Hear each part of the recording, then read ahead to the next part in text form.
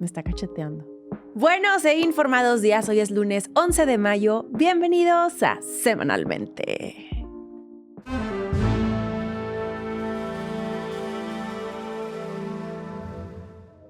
Ok, estoy lista para arrancar un programa más lleno de información interesante. Sí, muy interesante la verdad. Disfruté mucho hacer este programa. Actualizaciones, novedades, hay de todo un poco. Y para irnos lleno de la información, vayamos a la actualización de lo que yo considero que, sin lugar a dudas, seguirá siendo el tema de mayo. Yo sé que voy algo tarde con la información, por ello les pido una gran disculpa, pero confío en que ya están al tanto de que la crisis política en Sinaloa escaló rapidísimo y que el pasado viernes 1 de mayo el impresentable Rubén Rocha Moya pidió licencia temporal a su cargo. Ahora, información sobre el tema de la licencia para que todos estemos en el mismo canal. La licencia se sustentó en el artículo 58 de la Constitución de Sinaloa. Este artículo permite al Congreso separar temporalmente al gobernador y nombrar a una persona interina para ocupar su cargo. Eso fue exactamente lo que pasó al día siguiente, el sábado 2 de mayo, cuando el Congreso sesionó de forma extraordinaria, aprobó la licencia del Rocha Moya y nombró como gobernador interina a Geraldine Bonilla Valverde. Horas después, Geraldine ya estaba rindiendo protesta como gobernador interina y todo esto fue en cuestión de horas. Si ustedes se preguntan, ¿y la Geraldine qué o qué? No se preocupen. Les platico la forma en que esta mujer escaló rápidamente en su carrera política. Geraldine Bonilla era secretaria general de gobierno y forma parte del círculo cercano de Rocha Moya. Ha sido diputada local y trabajó en áreas de seguridad pública. Su nombre ya había estado en polémica porque en el año de 2025 Rocha Moya hizo un comentario muy criticado sobre ella durante un evento público. Él dijo que antes Geraldine era meserita de una lonchería y que llegó al Congreso gracias a la tómbola de Morena. Rocha Moya terminó disculpándose por su comentario tan... ¿verdad? Pero bueno, benditas ironías de la política mexicana porque la mujer minimizada públicamente por Rocha Moya terminó ocupando su lugar. Ahora, el fondo del asunto. Formalmente todo siguió el procedimiento legal correcto. Licencia, votación y una sustitución temporal.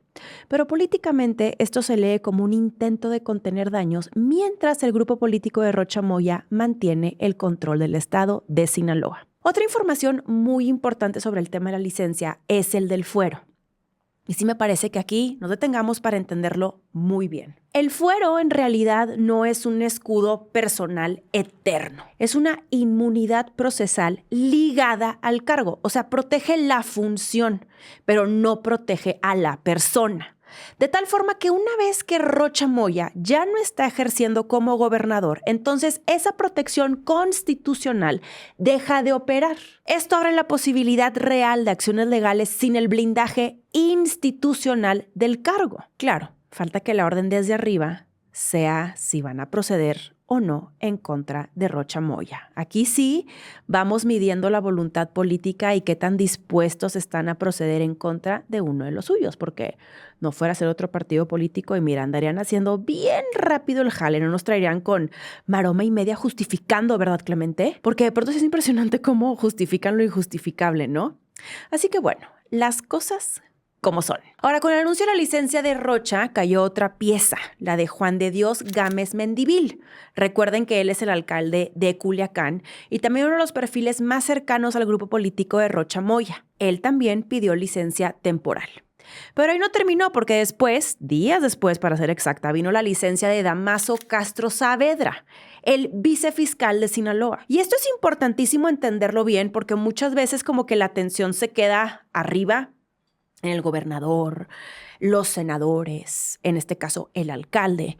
Pero los operadores reales del aparato de justicia son justo estos perfiles. O sea, el vicefiscal no crean que es cualquier funcionario ahí patito. No. El vicefiscal coordina investigaciones, supervisa ministerios públicos, controla información sensible, operativos, policías de investigación. O sea, básicamente es uno de los hombres con más poder dentro de la fiscalía estatal. Y las acusaciones desde Estados Unidos lo señalan como parte de algo gravísimo, que presuntamente el Damaso alertaba sobre operativos, filtraba información y protegía a integrantes del crimen organizado a cambio de pagos mensuales. Aquí es donde la dimensión del caso cambia completamente, porque si esto fuera cierto, no estaríamos hablando solo de políticos corruptos que reciben dinero, cosa que pues no nos sorprende, sino que estaríamos hablando del uso de las propias instituciones del Estado, como la fiscalía, las policías, la inteligencia local, y que están operando a favor del narcotráfico. Y eso es muchísimo más profundo, porque el problema ya no sería solamente el crimen organizado infiltrado al gobierno, sino partes del gobierno funcionando como una extensión del crimen organizado. Pero pasemos a otro nombre clave, el de Enrique Insunza Cázares. Este es uno de los hombres más cercanos a Rocha Moya y para muchos en Sinaloa, el verdadero operador político del grupo. El Enrique primero salió bien aquí yo todas puedo, tronando dedos, y dijo que no iba a renunciar, que iba a ir al Senado y que todo esto era una represalia después de haber defendido la soberanía nacional frente a la presencia de agencias estadounidenses en México. O sea, el Enrique básicamente insinuó que lo señalan porque les incomoda lo que dijo. Pero conforme crecieron la presión política y mediática, el Enrique reculó y terminó anunciando que no acudiría a la comisión permanente en el Senado para evitar, según él, convertir el Senado en un espectáculo. De pronto vino uno de los momentos más reveladores de toda esta historia, porque Morena empezó a tomar distancia. El vicecoordinador del partido en el Senado, que es Ignacio Mier Velasco, dijo públicamente que Insunza no fue convocado, o sea, no le dijeron que se presentara para la comisión. Y luego mencionó que no iban a convertir a la 4T en el payaso de las cachetadas. Esto nos deja entrever que Morena empezó a medir el costo de cargar públicamente con estos perfiles. Que vaya, ya se habían tardado, porque mientras Estados Unidos endurece acusaciones y pone nombres sobre la mesa, el partido empieza a decidir quién vale la pena defender y quién se convierte en daño controlable. Y aquí, solo como recap, es importante recordar que cuando analizamos la historia de Morena, no podemos perder de vista el pragmatismo que tuvo en su momento Andrés Manuel López Obrador al abrir el partido a quien fuera con tal de ganar. López Obrador empezó primero como muy idealista, siguiendo como toda la ideología política y diciendo yo me voy aquí, muy disciplinado, a quién le abro el partido, a quién no, pero de pronto llegó un punto en el que se dio cuenta que tenía que abrirse para ganar. Y literal fue lo que hicieron. Con tal de ganar y llegar al poder, abrieron el partido, incluso se aliaron con grupos que nada que ver con la ideología política, ejemplo, los evangelistas, algunos grupos que formalmente son de derecha, no de izquierda. Y claro que ahorita ya les está cobrando factura porque pues le abrieron el partido a quien fuera, ¿no? De pronto también ahí uno se va dando cuenta de los perfiles que hay o cómo tienes un partido político tan grande y te das cuenta que los filtros pues como que no fueron muy efectivos, que digamos. Así que bueno, para cerrar este tema que sigue en curso y del cual seguiremos hablando, recordemos que muchísimo esto todavía está en terreno de acusaciones, investigaciones y presión política internacional. No hay sentencias y no hay condenas judiciales en México, pero el tamaño del terremoto ya es clarísimo. Y que nos quede bien claro, la mejor defensa de la soberanía es hacernos cargo de nuestros propios problemas. Y hoy tenemos esa oportunidad frente a nosotros. No perdamos ese punto de vista. Ahora, tenemos información del operativo en Chihuahua y me parece que vale la pena repasarlo. ¿Se acuerdan que el meollo del asunto, aparte de que infringieron la ley con los operadores de la CIA en territorio mexicano, era el desmantelamiento de unos laboratorios? Bueno, hoy sabemos que esos laboratorios estaban en un tipo de planta industrial. El sitio tenía más de 850 metros cuadrados que estaba dividido en áreas operativas, zonas de procesamiento químico, almacenamiento masivo y maquinaria especializada. Ahí encontraron alrededor de 55,000 litros de precursores químicos líquidos, más de 50 toneladas de sustancias sólidas y cerca de 2,000 litros de metanfetamina ya procesada. También había infraestructura pesada. Así que esto no era el clásico laboratorio ahí escondido entre árboles con 2 tambos azules y una lona encima. Era una operación de producción continua, a gran escala y con capacidad industrial. Ahora, respecto a este caso, la Fiscalía General de la República abrió investigaciones para revisar quién autorizó las actividades, bajo qué marco legal estaban operando los agentes de la CIA en México, que hasta la fecha pues no sabemos, y qué papel desempeñaban realmente dentro del operativo. Que sepan que frente a esto, más de 50 personas fueron llamadas a declarar. Qué bueno que fueron llamadas a declarar. A mí me encantaría que de la misma forma también sean llamadas a declarar personas del gobierno de Sinaloa, ¿no? Pienso yo. O sea, si vamos a hacer este tipo de acciones, pues yo digo que todos parejos. Pero quizá algo que no deja de sorprender de toda esta historia es que pese al tamaño monstruoso del laboratorio y aparte el volumen brutal de químicos asegurados, pues no hubo detenidos vinculados directamente con el complejo. O sea, nadie detenido. Tampoco hay claridad sobre qué grupo criminal operaba el sitio, cuánto tiempo llevaba funcionando o cuál era el valor económico total de la producción. Y eso inevitablemente nos abre mucho más preguntas, porque algo de ese tamaño la verdad es que no aparece de la nada y en medio de la sierra. Y no aparece en medio de la nada porque necesitas rutas, protección, logística, transporte, vigilancia, suministro químico y pues también muchísima capacidad operativa. Ok.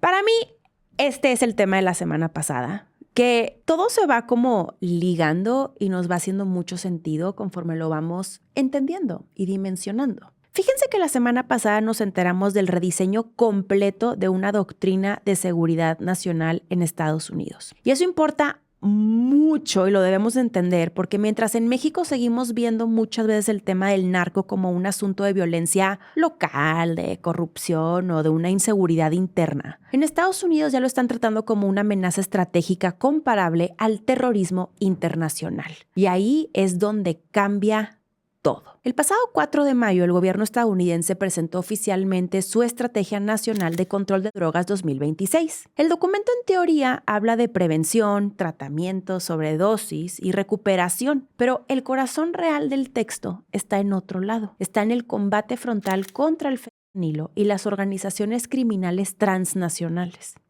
Aquí el tema es que cuando uno lee el documento completo, México aparece prácticamente en cada capa de la estrategia. Porque para Estados Unidos el problema del fentanilo ya dejó de ser solamente una crisis de salud pública. O sea, de hecho, si el documento reconoce que hubo una reducción de 25% en las muertes por sobredosis durante el periodo terminado en octubre de 2024, pero aún así murieron más de 84,000 personas. O sea, para ponerlo en perspectiva, estamos hablando de cifras equivalentes a desaparecer ciudades enteras.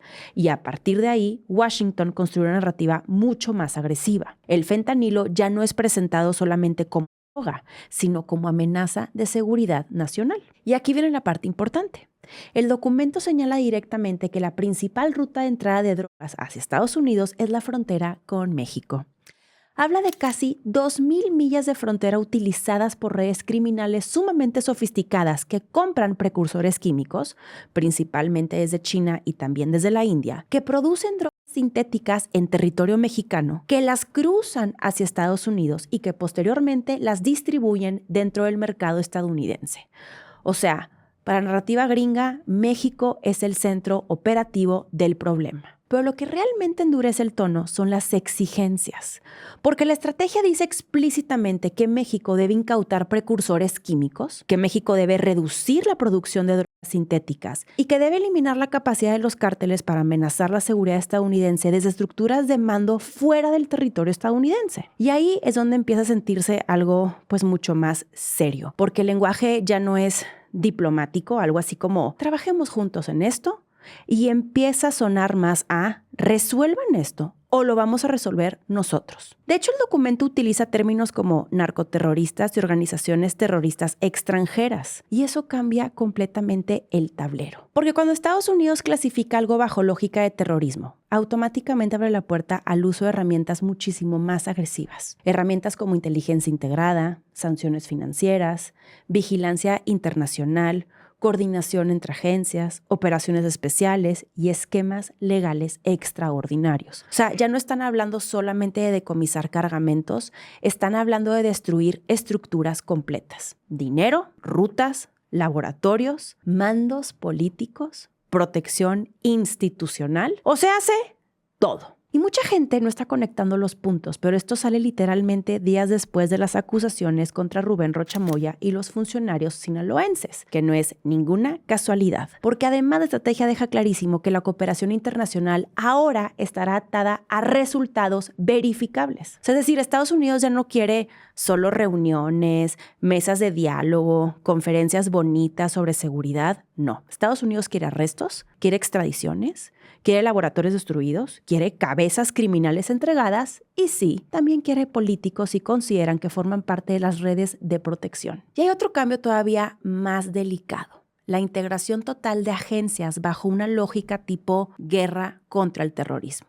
La estrategia crea el HSTF, National Coordination Center. Este es un centro que concentra información entre la DEA, la FBI, el DHS y la CBP, junto con toda la comunidad de inteligencia estadounidense. Básicamente quieren eliminar los silos entre agencias para construir expedientes integrados contra organizaciones criminales. Y además, toda la información relacionada con cárteles designados como terroristas será compartida con el National Counterterrorism Center, que es el mismo aparato que utilizaron después del 11 de septiembre para combatir terrorismo global. Así que, para resumirlo, Estados Unidos dejó de ver al narco como crimen organizado tradicional y empezó a verlo como una amenaza híbrida entre terrorismo, seguridad nacional y guerra transnacional. Y eso cambia completamente el tipo de respuesta que están dispuestos a usar. Y miren, por si quedaban dudas, Trump salió el 6 de mayo a decirlo todavía más claro. Durante un evento sobre seguridad afirmó que México le tiene mucho miedo a los cárteles y luego soltó la frase que terminó de encender todas las alarmas: si ellos no hacen el trabajo, nosotros vamos a hacerlo por ellos. O sea, Trump básicamente convirtió lo que ya venía escrito en la estrategia en una amenaza pública y directa. Para rematar, ese mismo día, Todd Blanche, que es el fiscal general interino de Estados Unidos, lanzó otra advertencia todavía más incómoda. Él dijo que podrían venir más acusaciones contra políticos mexicanos.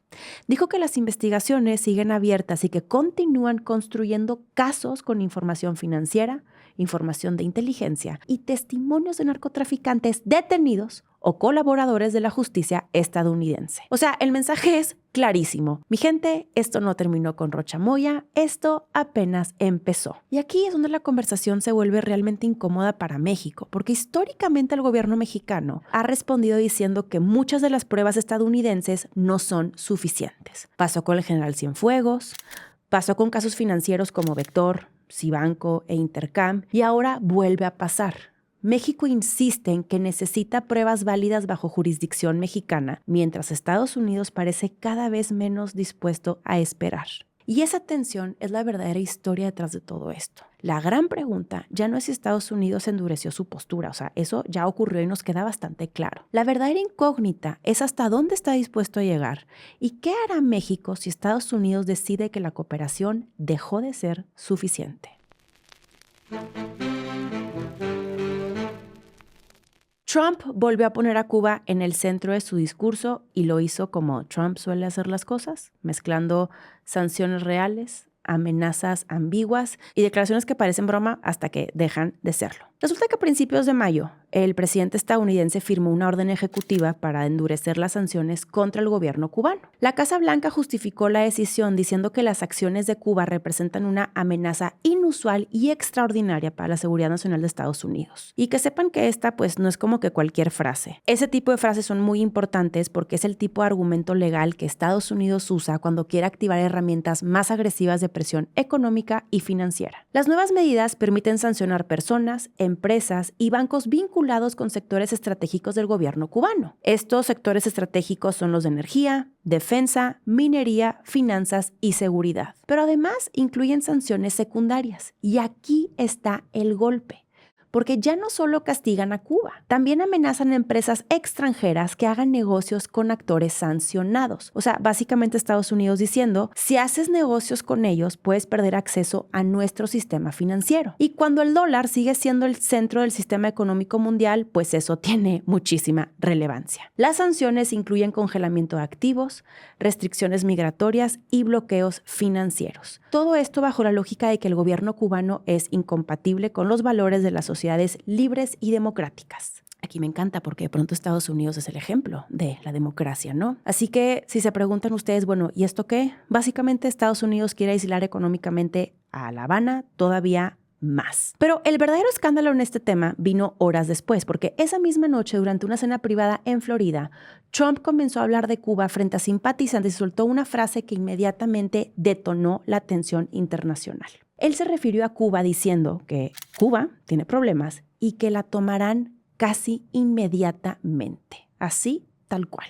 O sea, él dijo, nosotros vamos a entrar a Cuba. Así que hoy estamos frente a la gran pregunta de si esto se va a quedar en sanciones y discurso político o si de verdad estamos viendo el regreso de una política exterior estadounidense mucho más agresiva en América Latina. Que sepan que China, por supuesto que brincó y dijo, ¿qué onda? ¿Qué está pasando? Pero bueno, ya de pronto con Trump y sus acciones uno no sabe muy bien qué esperar, o a lo mejor sí sabemos qué esperar. ¿Y será que en mayo llega la sorpresa de que Trump entra a Cuba? No lo sabemos, ya lo descubriremos juntos.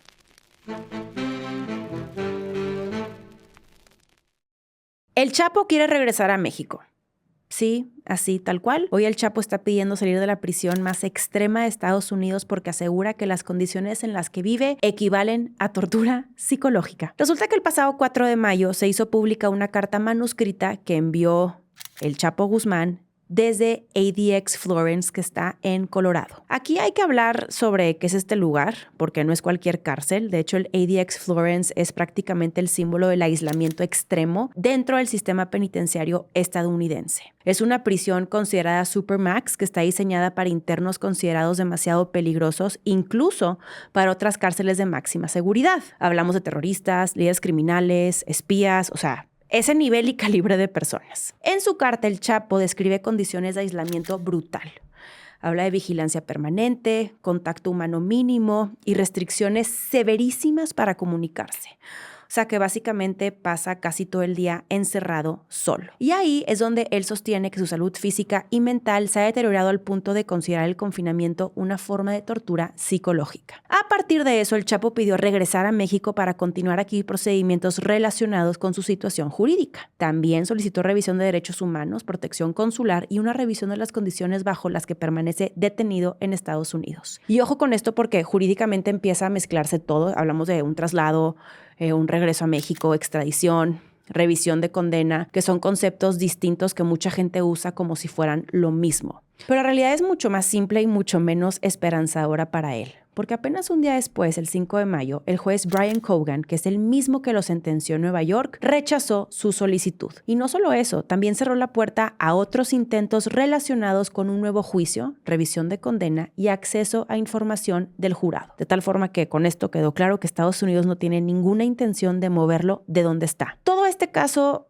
también lo revive como que algo muy incómodo porque es el debate sobre hasta dónde puede llegar el sistema penitenciario estadounidense cuando quiere quebrar completamente a un preso de alto perfil. Porque miren, más allá de quién sea el Chapo, que sabemos perfectamente quién es, ADX Florence, la cárcel, está diseñada precisamente para eso, para el aislamiento total, para tener control absoluto y reducción mínima de cualquier contacto humano. Es una cárcel que fue diseñada no solo para castigar, sino para desaparecer socialmente a alguien mientras sigue vivo. Es algo súper fuerte, pero pues así funciona. Y algo que a mí me parece casi irónico en todo este caso, siendo esto que durante años el Chapo fue el hombre que logró escaparse de cárceles mexicanas, que construyó túneles kilométricos, que movió toneladas de droga y puso en jaque a gobiernos enteros, y hoy el hombre que alguna vez controló rutas internacionales del narcotráfico está escribiendo cartas a mano desde una celda pidiendo volver a México porque ya no soporta el aislamiento. Y me parece que quizá esa es la verdadera dimensión del mensaje estadounidense, no solamente encarcelarlo, sino convertirlo en ejemplo, porque Estados Unidos no quiere que el Chapo salga nunca más de ADX Florence y probablemente tampoco quiere que nadie olvide lo que pasa cuando decides convertirte en enemigo de Estados Unidos. Yo digo que a lo mejor por eso el Rocha Moya anda bien asustado, porque díganme usted dónde está Rocha Moya, nadie sabe. Lleva una semana con licencia temporal y él hace cuenta que ¡fum!, desapareció. Casi que se busca Rocha Moya, ¿dónde está? Ni sus luces.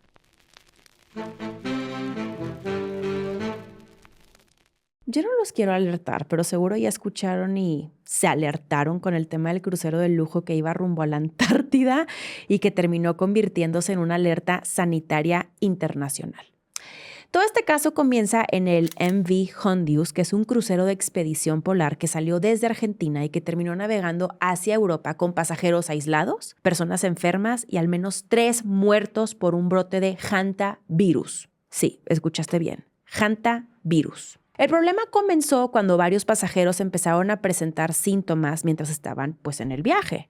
Síntomas como fiebre, cansancio extremo, dolor muscular y después cuadros respiratorios mucho más graves. Conforme avanzaron los días, las autoridades sanitarias comenzaron a sospechar que estaban frente a casos de hantavirus. Y ahí fue donde la situación escaló, miren, rapidísimo, porque el hantavirus es una enfermedad viral transmitida generalmente por contacto con roedores infectados o partículas contaminadas por su orina y heces. Y aunque mucha gente nunca ha escuchado de él, yo les voy a confesar, yo nunca había escuchado de él, que sepan que puede provocar un síndrome pulmonar severísimo y mortal. ¡Woo! ¡Qué padre!, dices tú. Lo que en lo personal me alerta bastante es que el hantavirus no tiene cura específica y que tiene un periodo de incubación larguísimo de hasta 45 días. Las investigaciones apuntaron a una posible cepa Andes. Esta es una variante detectada principalmente en Sudamérica y considerada una de las pocas asociadas con posibles transmisiones entre personas. O sea,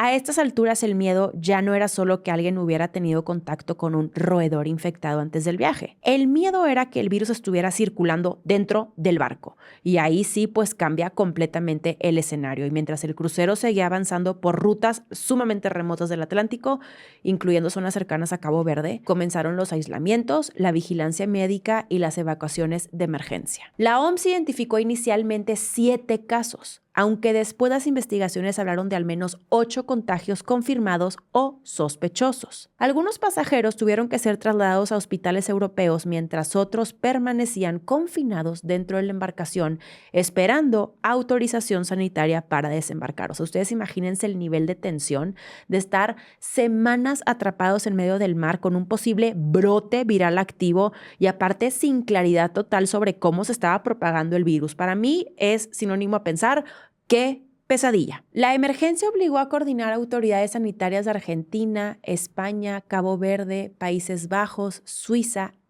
y la OMS. Me está cacheteando. Finalmente, España autorizó el ingreso del barco hacia Canarias bajo protocolos especiales, pero mientras eso ocurría, las investigaciones ya habían regresado a Argentina, como para tratar de reconstruir el origen exacto del brote, porque hasta hoy sigue sin estar claro si el contagio comenzó antes de subir al barco o durante la travesía. Parte de las líneas de investigación se concentraron en una pareja neerlandesa que aparece como posible punto inicial de exposición. También comenzaron revisiones ambientales y análisis sobre presencias de roedores infectados en Argentina, específicamente porque la Patagonia ya es conocida por registrar casos de hantavirus que están asociados con la cepa Andes. Y aquí hay algo que a mí me parece como muy relevante que debemos entender, siendo esto que el caso llamó tanto la atención no solo por el virus, sino por el escenario, porque estamos hablando de un crucero polar que es prácticamente el peor lugar para enfrentar una emergencia sanitaria de esta magnitud, porque estás en rutas completamente remotas, los hospitales están lejísimos, las evacuaciones son sumamente complicadas y tienes pasajeros encerrados durante días. Lo que pasó en este crucero mostró lo rápido que un brote puede convertirse en problema internacional cuando pasa en espacios que están cerrados y altamente movibles. La OMS insiste en que no se preocupen, el riesgo para la población general sigue siendo bajo. Pero la verdad, ¿para qué nos hacemos? Después de todo lo que vivimos con pandemias recientes, cualquier historia que mezcle virus, aislamiento, crucero y misterio sobre contagios automáticamente prende alarmas globales. Estados Unidos dice que la operación militar contra Irán terminó, pero Trump sigue amenazando con volver a bombardearlos. Esa contradicción resume perfectamente el momento actual en Medio Oriente. Oficialmente hay una desescalada, pero en realidad nadie siente que la guerra haya terminado. La ofensiva estadounidense conocida como Operation Epic Fury entró en una nueva etapa cuando Marco Rubio salió el pasado 5 de mayo a declarar desde la Casa Blanca que la operación ya había concluido. Según Rubio, que por cierto de decirles que a partir de que no está la vocera de la Casa Blanca y él encabezó ciertas conferencias de la Casa Blanca, pues como que se me hizo gracioso el Marco Rubio. Yo lo voy a decir. Dije, ay, mira, qué agradable. Bueno, según Marco Rubio, Estados Unidos ya terminó esa etapa del conflicto y cumplió con los objetivos militares planteados inicialmente.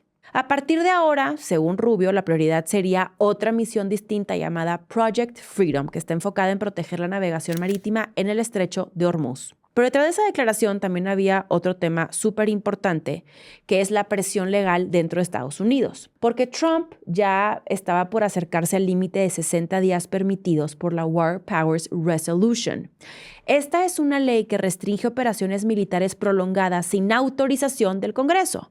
Recuerden que Trump por sus pistolas se metió a Irán y que no tuvo autorización del Congreso. Entonces, cuando Marco Rubio insiste tanto en que la operación ya terminó y que el presidente ya notificó al Congreso, pues no es ninguna casualidad. También es una defensa jurídica y política para evitar acusaciones de que la Casa Blanca se brincó límites legales. El problema es que mientras Marco Rubio intentaba vender el mensaje de cumplimos nuestra misión, Trump salió prácticamente a mandar esa narrativa a la fregada, porque un día después declaró que el verdadero final de Epic Fury dependía de que Irán aceptara las condiciones de Estados Unidos. Y luego soltó la amenaza directa de si no aceptan, pues bueno, van a comenzar los bombardeos. Después incluso endureció todavía más el tono diciendo que si esto no termina, tendremos que volver a bombardearlos brutalmente. Entonces tenemos una situación rarísima donde oficialmente Estados Unidos dice que ya salió de la fase ofensiva, mientras el presidente sigue hablando como si la guerra pudiera reiniciarse mañana mismo. Mientras tanto, el conflicto sigue lejos de resolverse realmente y por acá yo les seguiré trayendo las actualizaciones más importantes. Ok, regresemos a México y esta información también viene con su respectiva demora, porque ustedes comprenderán que yo no sabía muy bien qué iba a pasar en el Consejo Nacional de Morena. Así teníamos una idea de quién iba a ser la nueva dirigente del partido, pero pues no sabíamos exactamente qué iba a pasar. Igual, creo que es uno de los movimientos internos más importantes desde que Claudia Sheinbaum llegó a la presidencia. Y aunque oficialmente este fue un Congreso Nacional extraordinario, en realidad lo que vimos fue una reorganización del poder. Porque cuando un partido ya gobierna el país, controlar el partido ya no es un tema interno menor. Ahora sí es controlar candidaturas, estructuras territoriales, presupuestos políticos y el rumbo a 2027, valga la redundancia. El centro de todo fue la llegada de Ariadna Montiel como nueva dirigente nacional de Morena. Esto sustituyendo a Luisa María Alcalde. A ver, el cambio puede parecer a primera instancia como algo administrativo, pero no lo es. Porque Ariadna Montiel viene del corazón duro del obradorismo y hasta hace nada era la secretaria de Bienestar en el gobierno de Sheinbaum. O sea, ella manejaba uno de los aparatos sociales y territoriales más importantes del país y con más poder. Entonces, su llegada no es solo de, ¡ay, tenemos un nuevo liderazgo! No. También significa que otro grupo comienza a tomar control más directo de la maquinaria interna de Morena. Es importante que todos estemos aquí al tanto de que Morena ya no está en etapa de movimiento improvisado. O sea, aunque siga siendo un partido no institucionalizado, ya es un partido de poder.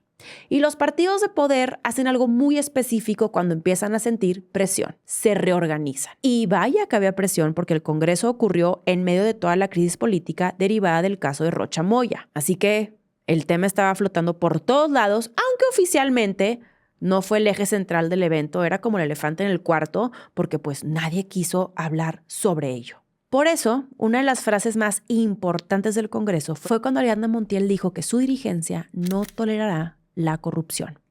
Y ojo, porque esas frases dentro de Morena nunca son casuales. Son mensajes internos, son líneas políticas, son avisos, especialmente en un momento donde el partido necesita contener desgaste, mandar señales de control y evitar que la narrativa de narcopolítica termine contaminando a todo el movimiento rumbo a 2027. Y justamente ahí está la parte interesante. Este Congreso no fue solamente sobre quién dirige Morena, fue sobre quién controla el futuro electoral del partido, porque también hubo reacomodos alrededor de candidaturas, alianzas y operación territorial. Por ejemplo, Citlali Hernández, que ahora está en áreas estratégicas relacionadas con candidaturas, cosa que importa muchísimo porque dentro de Morena quien controla candidaturas controla prácticamente el mapa político del país. Gubernaturas, senadurías, congresos locales, o sea, todo empieza por ahí. Otro detalle que llamó muchísimo la atención fue el menor protagonismo de Andrés Manuel López Beltrán, que es el hijo del expresidente López Obrador. Andy, aunque a él no le gusta que le digan Andy. Antes estaba muchísimo más al centro de las conversaciones internas y ahora, aunque sigue dentro de la estructura, como que el Congreso de Morena dejó ver que su grupo perdió margen en áreas estratégicas y eso muestra cómo el partido empieza lentamente a moverse. Así que al final lo que vimos fue a el partido de Morena entrando oficialmente en modo de supervivencia y consolidación. El reto que tienen ahora es mantenerse unidos mientras administran el poder, los escándalos y la sucesión interna al mismo tiempo. Miren, vaya escandalazo este que les voy a platicar. A mí en lo personal no me sorprende porque entiendo que así se mueve este asunto, pero creo que conforme lo dimensionamos nos damos cuenta de que la comunicación y la información que recibimos pues también de pronto está completamente manipulada por intereses que en muchas ocasiones no logramos dimensionar. Es el caso del nuevo escándalo político latinoamericano que lleva por nombre Honduras Gate. Esta historia explotó después de que se filtraran 37 grabaciones atribuidas al expresidente hondureño Juan Orlando Hernández. Juan Orlando, no sé si sabían, pero estaba preso hasta hace nada porque ya lo sacaron del bote en Estados Unidos y estaba condenado a 45 años por narcotráfico. Juan Orlando durante años fue uno de los presidentes más cercanos a Estados Unidos en Centroamérica hasta que terminó acusado por fiscales estadounidenses de participar en una red que habría movido más de 400 toneladas de cocaína hacia Estados Unidos y de recibir dinero del Chapo Guzmán. Hoy por hoy, Juan Orlando ya está en libertad. Ahora, según los audios filtrados, Juan Orlando presuntamente hablaba de montar desde Estados Unidos una especie de célula informativa disfrazada de medio latinoamericano para lanzar campañas digitales y operaciones de desinformación contra gobiernos progresistas de la región. Parece ser que fue un tipo de acuerdo que tuvo Juan Orlando con el gobierno de Estados Unidos, de decir, suéltame y yo me encargo de montar pues toda esta estrategia.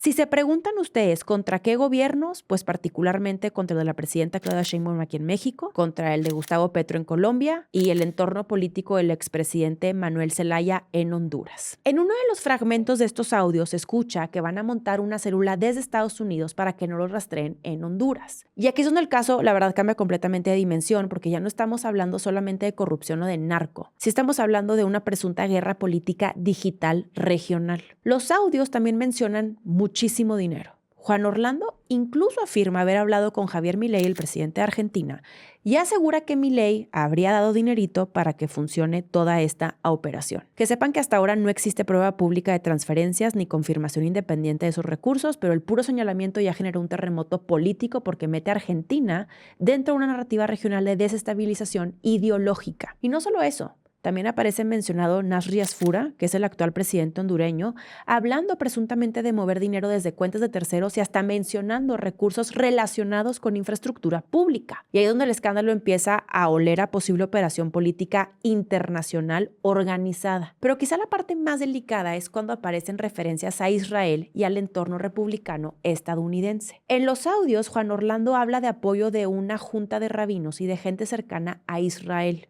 Incluso menciona a Netanyahu diciendo que Netanyahu todo que ver. Y aquí sí hay que ser súper cuidadosos porque hasta el momento no existe confirmación documental pública de participación oficial ni de Israel ni del gobierno estadounidense. Pero lo cierto es que el daño político ya estaba hecho. ¿Por qué?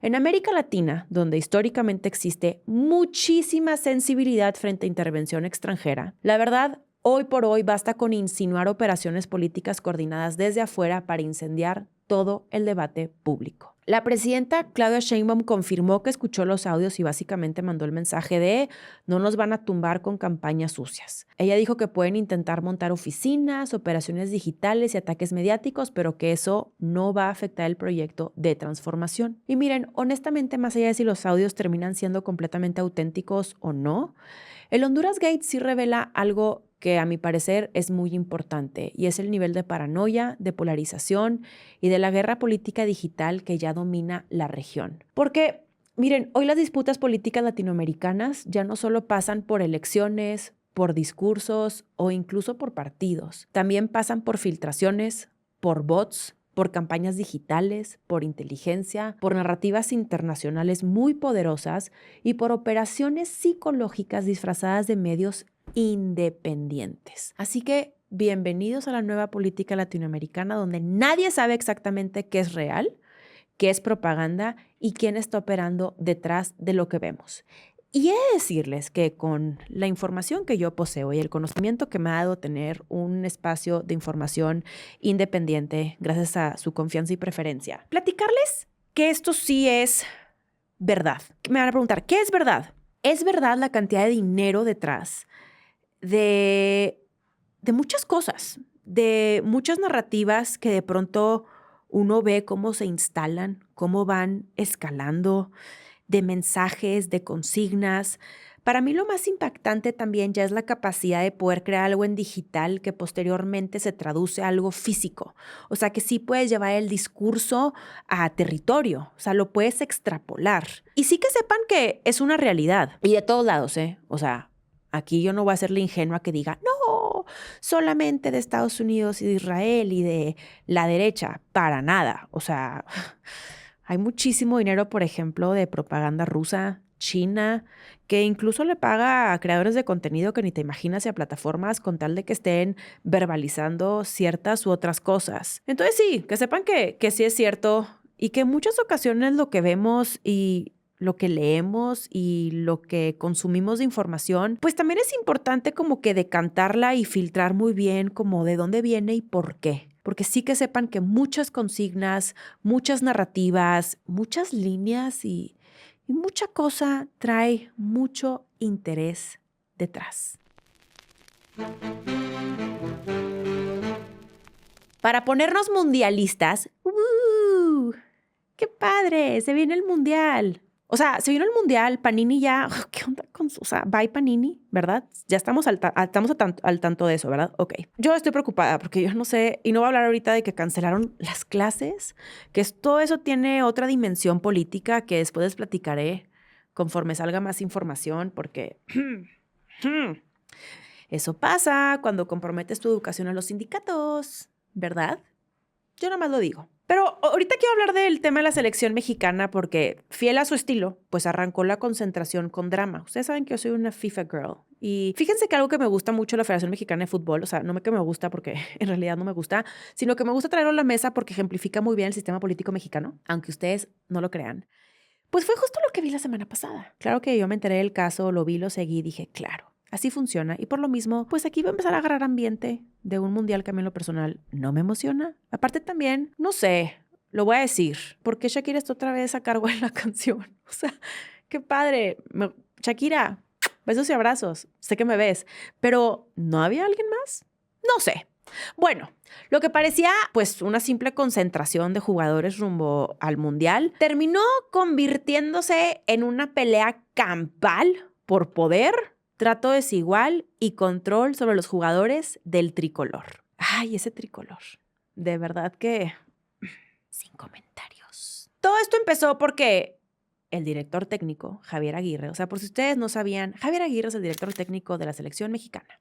Bueno, Javier Aguirre quería arrancar cuanto antes la preparación mundialista. Entonces, la Federación Mexicana de Fútbol acordó con los clubes de fútbol que los jugadores convocados debían reportar el 6 de mayo al Centro de Alto Rendimiento en Ciudad de México, todo esto para iniciar una concentración larga antes del Mundial. La lógica de Aguirre es que como México es anfitrión, pues hay una presión enorme, no me digas, y que el equipo necesita tiempo de trabajo real. Hasta ahí uno dice, ok, pues todo relativamente normal. El problema fue el calendario, porque varios clubes todavía estaban jugando cosas bastante importantes, incluyendo la semifinal de vuelta de la CONCACAF y los cuartos de final de la liguilla. Que ahí si ustedes me dicen, ay, qué gran idea de Aguirre, yo discrepo.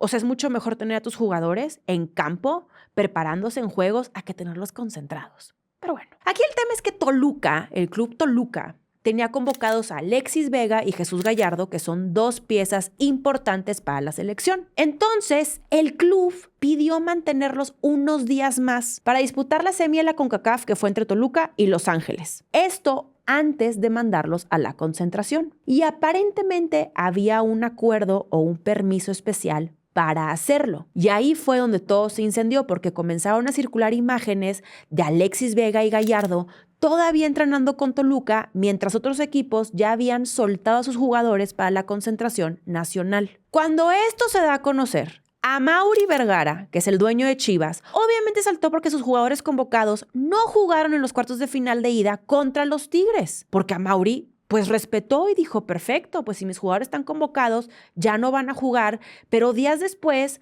Toluca sí dispone los jugadores para una semi de la CONCACAF. Así que Amaury dice, oigan, pues discúlpeme, pero si Toluca puede, nosotros también. El tema además era delicadísimo porque la concentración ocurre fuera de fecha FIFA. Y eso históricamente siempre genera fricción porque técnicamente los clubes no están obligados bajo reglas internacionales a liberar jugadores fuera de esas ventanas oficiales. Entonces, Amaury pidió que los jugadores de Chivas no reportaran todavía mientras aclaraban el trato preferencial hacia Toluca. La federación respondió durísimo y prácticamente lanzó un ultimátum en donde cualquier convocado que no se presentara podía quedarse fuera del Mundial. O sea, imagínense ustedes la presión sobre los jugadores porque ningún futbolista quiere quedar atrapado entre el club que te paga y la selección que puede llevarte a la Copa del Mundo. Al final, Toluca liberó a Alexis Vega y a Jesús Gallardo, después de que jugaron la semi, y los jugadores de Chivas también terminaron reportando. Javier Aguirre, por su parte, intentó bajar el incendio diciendo que nadie había roto acuerdos y agradeciendo la cooperación de los clubes. Sí, ajá. Todo esto nuevamente deja en evidencia que el fútbol mexicano sigue lleno de tensiones internas que se maquillan mientras hay resultados, entre comillas, pero que explotan rapidísimo cuando aparece presión real. Porque fíjense que rumbo al Mundial no solo se está jugando quién será titular, ahí les va el chisme, también se está jugando quién manda dentro del fútbol mexicano. Y cuando los clubes sienten que las reglas no son iguales para todos, el problema obviamente deja de ser deportivo y se vuelve político. Que sepan, la Federación Mexicana de Fútbol es extremadamente política. Tantense ahí el agua a los camotes. A ver, este sí es un temazo, a mí me encantó. El que Estados Unidos volvió a abrir oficialmente la puerta a los ovnis. O bueno, ya la verdad es que ni siquiera les dicen ovnis. Ahora el término oficial es WAPs, fenómenos anómalos no identificados. Y aunque el cambio de nombre la verdad sí suena súper aburrido porque está más divertido decir ovnis, en realidad este cambio dice muchísimo. Y creo que es importante que todos entendamos qué onda con este tema.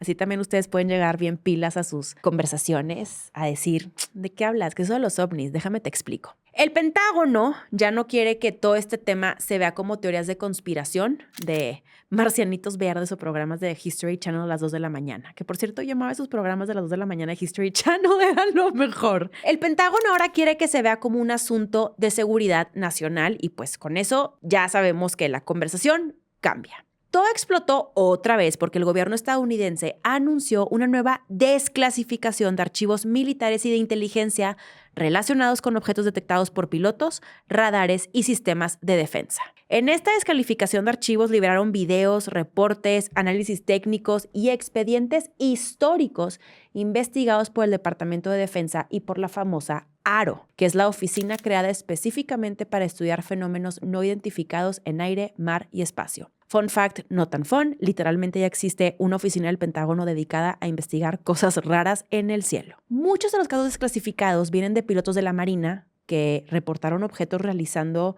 maniobras como que bastante extrañas cuando ellos estaban en ejercicios militares. Dicen que habían objetos que aparecían como que sin identificación clara, que de pronto aceleraban de forma rarísima, cambiaban de dirección como abruptamente o que simplemente no se comportaban como aeronaves convencionales. Ahí es donde uno dice, claro, extraterrestres, E.T. Phone Home, pero curiosamente, el gobierno estadounidense está tratando de empujar la narrativa hacia otro lado, porque el Pentágono insiste en que el verdadero problema no son los aliens, sino espionaje, drones avanzados y tecnología extranjera, particularmente tecnología china. O sea, para Estados Unidos el riesgo principal es que algunos de estos fenómenos puedan ser sistemas de vigilancia ultra avanzados capaces de penetrar zonas militares sensibles sin ser detectados correctamente. Y honestamente, eso para ellos quizá es más aterrador que los extraterrestres, porque una cosa es imaginar vida inteligente fuera del planeta y otra es darte cuenta que quizá otro país ya desarrolló tecnología militar que ni siquiera entiendes completamente. Claro, también dijeron algo importante, que en muchos casos sí tienen explicación. Algunos terminan siendo drones, globos, errores de percepción, fenómenos atmosféricos o limitaciones de sensores militares. Pero también reconocieron que hay incidentes que siguen sin explicación definitiva. Y en cuanto el gobierno dice como que no sabemos qué es eso, pues automáticamente nacen otras 1000 teorías, porque el vacío de información siempre se llena con especulación. Siempre. Repítanlo después de mí. El vacío de información siempre se llena con especulación. Todo esto ocurre después de años de presión política en Estados Unidos. Hablamos de legisladores, militares retirados, aparte exfuncionarios que acusaron durante muchísimo tiempo al Pentágono de ocultar información sobre encuentros con objetos no identificados. Eso llevó a audiencias públicas en el Congreso, comparecencias bajo juramento y exigencias de transparencia. Y sí, hubo momentos surrealistas donde pilotos militares hablaban seriamente frente a senadores sobre objetos imposibles de identificar, cosas que hace 20 años habrían destruido la carrera política de cualquiera y que hoy ocurren oficialmente dentro del Capitolio. Pero quizá lo más interesante no es si hay extraterrestres o no. Yo sí creo que hay, ¿no? Saludos a mis amigos. Lo verdaderamente importante es que Estados Unidos pues ya cambió completamente el marco del tema y al final la gran ironía de que la desclasificación supuestamente buscaba dar respuestas, pero probablemente nos dejó con muchas más dudas. Bienvenidos a Los Reales. ¿Cómo están todos ustedes? Yo sobreviviendo. Ya les dije que no estoy... Clemente, ven. O sea, me impacta que Clemente cuando no es su momento, él está de que trin, trin, trin, trin. Y ahorita que yo quiero que salgan Los Reales, pues está ahí acostado. ¡Clemente! Oigan, a ver, cosas que quiero platicar, la verdad es que son dos. Aparte de platicarles que les digo que me arrastré esta semana y llegué. Espero sentirme mucho mejor esta semana que viene. Fíjense que yo no sé qué pasó el programa pasado, pero tengo la teoría de que ya reactivaron como que ciertas granjas de bots de la 4T, porque el mar de comentarios que llegaron como que definitivamente no consumen mi contenido, porque estaban acusándome como, tú estás protegiendo a Estados Unidos y lo estás defendiendo, y era como, ¿what? ¿De dónde sacan eso? O sea, al final del día, el decir que Rocha Moya evidentemente tiene nexos con el crimen organizado no es sinónimo a que defiendas a Estados Unidos. O sea, it's a fact. Vamos a dejar de defender lo indefendible. Pero sí me impactó como esta avalancha de querer como cambiar la percepción pública de algo que simplemente no va a suceder y no la va a cambiar. Eso por un lado me llamó poderosamente la atención, en donde me genera demasiada tristeza que estos temas tan relevantes, lejos de unirnos como mexicanos en torno a una consigna de que el Estado esté cooptado por el crimen organizado y que nos unamos para condenarlo, para jalar parejo en esa consigna de hay que hacer una limpia profunda. Entonces politicemos el tema y que sea una cosa de unos contra otros. Yo voy a decir algo muy polémico, lo acepto. O sea, yo sí creo dentro de mí, así como les platiqué del Honduras Gate, que está este interés de desestabilizar ciertos gobiernos. Sí lo creo, o sea, sí. Pero al final, el mismo movimiento se desestabiliza solo al dejar de hacer su chamba. O sea, tú quieres proteger la soberanía de tu país, quieres proteger tu movimiento, pues haz tu trabajo. Pero el trabajo viene desde un inicio. ¿Cómo dejas que esos perfiles lleguen al poder? Yo sé que está muy difícil porque son muchísimos puestos de elección popular. O sea, el dato no lo tengo corroborado al 100, pero imagínense que sean que 20,000 cargos a puestos populares. Pero eso a mí no me deja de impactar. Y otra cosa que llama mi atención y que francamente me da como mucha tristeza es la inexistencia de la oposición. O sea, hay tanto escándalo que yo digo, si hubiera una oposición fuerte, consolidada, estratégica e inteligente, tienen frente a ellos una cantidad tremenda de acusaciones, de temas, de consignas que podrían capitalizar. Y neta, lo que se les ocurre es traérsela a Isabel Díaz Ayuso de Madrid a México. No, bueno, o sea, es risible. Yo no entiendo si creen que para cualquier mexicano es muy grato ver que una mujer venga a querer reivindicar a Hernán Cortés. ¿Sí me explican? Cuando es una herida profundísima en la historia de nuestro país. Y luego ver cómo se toman fotos con ella y como, claro, aquí la defensa de la libertad, no, pues por eso pierden. O sea, ¿ustedes creen que los mexicanos, o sea, si saben ustedes lo que quieren la mayoría de los mexicanos, ¿ustedes creen que buscan que una mujer española venga a hablar así sobre un capítulo extremadamente triste de nuestra historia? Si eso piensan, pues bueno, van a seguir perdiendo. Y no nada más lo digo por la oposición partidista, también la digo por la oposición civil, que de pronto los veo aplaudiendo como, wow, qué padre que vino. Digo, lo tuvo que cancelar afortunadamente, ya su recorrido. Pero digo, ¿ustedes creen que eso basta? Y más allá de que ustedes creen que eso basta, ¿en qué metaverso viven? O sea, ¿quién los está orientando? ¿Quién es su estratega político? ¿Quién es la asesoría para pensar que eso va a hacer que la gente quiera votar por ustedes? No lo sé. Como que ahí chéquense los datos un poquito. Chequen por qué Morena sigue siendo un partido con tanto poder. Chequen por qué la gente ha sentido un cambio desde el 2018. Y chequen por qué al final del día, como no hay otra alternativa por la cual votar, porque no existe otra alternativa por la cual votar, Morena va a seguir capitalizando todo hasta que Morena mismo se fragmente y que la oposición muy seguramente surja de adentro. Y son reflexiones que últimamente traigo como aquí en la mente y que quiero verbalizar y sacar, porque son en el marco de las elecciones del 2027, en donde va a haber muchísimas cosas en juego y en donde verdaderamente digo, qué tragedia, o sea, qué tragedia en nuestro país. Van a ser 10 años en el 2028, desde que llega López Obrador al poder, en el 2018. Pero en el 2027 se cumplen 10 años de que pues ya empezamos a ver cómo venía el trancazo en el 2017. Y es impresionante cómo en 10 años, nada más, no entienden, no entendieron, siguen pensando que este país es el mismo país desde 10 años, de hace 15 años. Y esas mismas personas que hace 10 años perdieron, hoy quieren regresar. Y nada más no entienden que los mexicanos no quieren que regresen. Y que pues no hay alternativas, no hay a dónde voltear. La clase política es cada vez como más desprestigiada. La política ya no es algo que se da como una profesión digna, algo que te impulse a tener una carrera. No nada más de la política, lo mismo pasa con el periodismo, que es un trabajo cada vez más precarizado, que ahorita hablas con los jóvenes, es como, pues qué padre ser periodista, pero ¿para qué?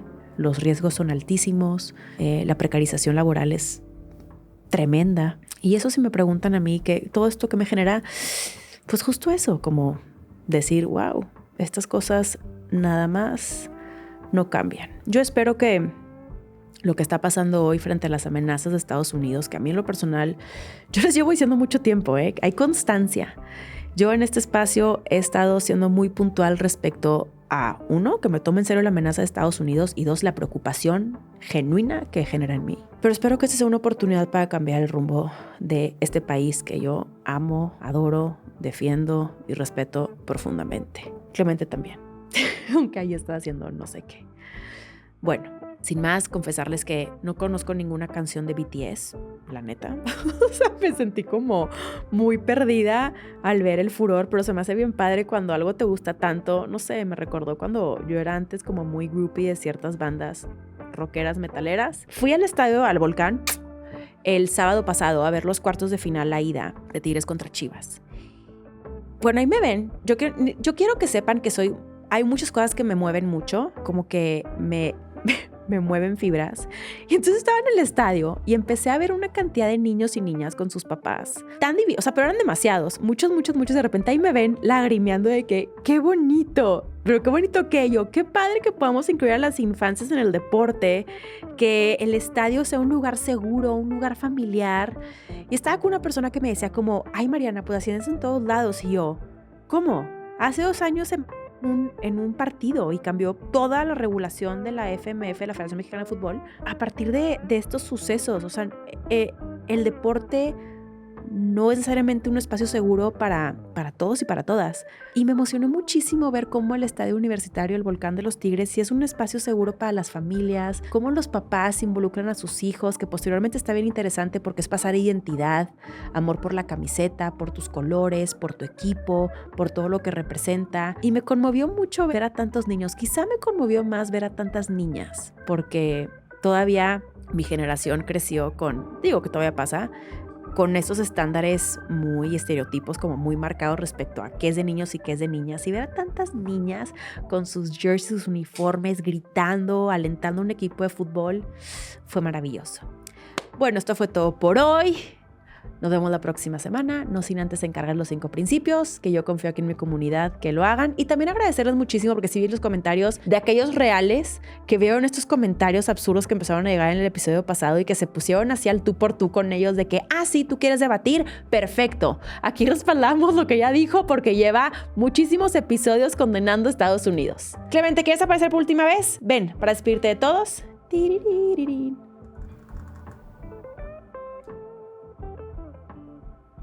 Vamos a dejarlo ser. Despídete.